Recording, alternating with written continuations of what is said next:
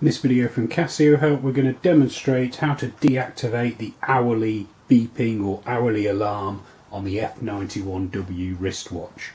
All you need to do is to press the button on the bottom left, C, to go into the alarm settings, and press the A button, bottom right, until the bell icon disappears. So you have different alarm settings. If you've just got the audio wave on, that means the daily alarm is on, and if you have the bell icon on, that means the hourly alarm is on. You can have both on at the same time, but I want neither. Once you've got rid of the bell icon, you press this button again to go back to the main screen, and that has now deactivated the hourly beeping.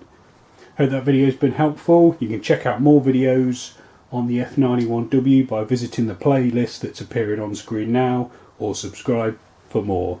Thanks for watching.